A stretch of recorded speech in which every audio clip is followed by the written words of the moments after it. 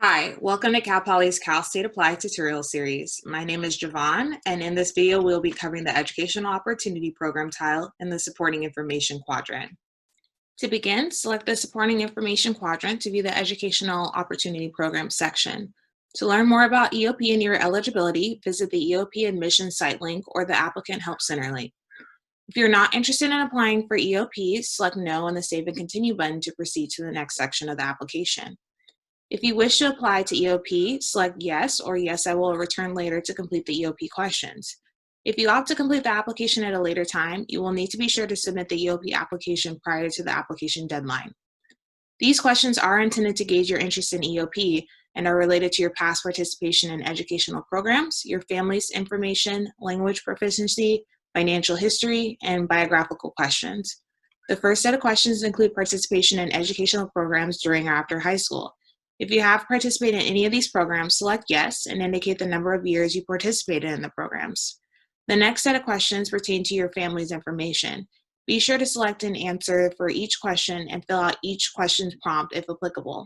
Select the Save and Continue button to proceed to the next section. In Part 2 of the EOP application, you will be prompted to enter in information about your parent and/or guardians. If you do not have any parent or guardian information to report, you may enter Does Not Apply in each section. The financial status sections will be used to determine history of low-income eligibility for EOP. Applicants should enter the estimated or actual income for both parents or guardians if applicable for both 2020 and 2021 income, the total size of the household, and if you are independent of parental support. If you are independent of parental support, you will be prompted to answer a couple questions regarding your household and financial income. All EOP applicants must submit financial assistance application, either the FOSFA or, if applicable, the California DREAM Act application in order to be considered for EOP. Section 3 of the EOP application includes 5 autobiographical questions. The biographical questions will help us determine your motivation and preparation to undertake college work. Be sure to use complete sentences and avoid responses such as yes or no. Once you have completed Section 3's biographical questions, select Save and Continue to proceed to the next section. The final section of the EOP application are EOP Recommendations.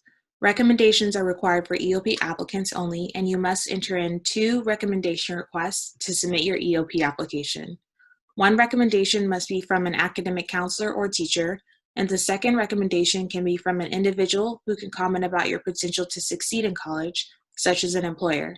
Recommendations from family members are not accepted. To add a recommendation request, click Create EOP Recommendation Request. Enter the recommender's information, including a valid email address. Enter the EOP deadline so your recommender knows when to complete the request by. You may enter a personal message to your recommender, such as "Thank you for completing this for me."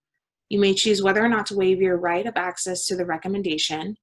Check the boxes to indicate that you give permission from Cal State Apply and the campuses you're applying to contact your recommenders directly. Click Save the EOP recommendation request.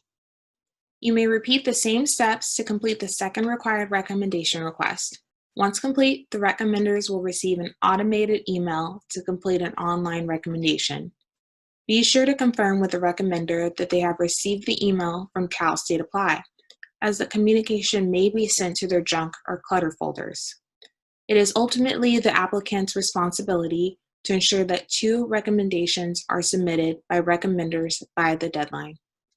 To verify recommender status, click on the Check Status tab on the right side of the application page.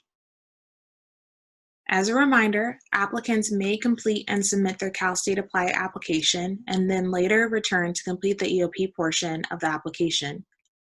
EOP applications are due January 15th, and recommendations are due January 31st.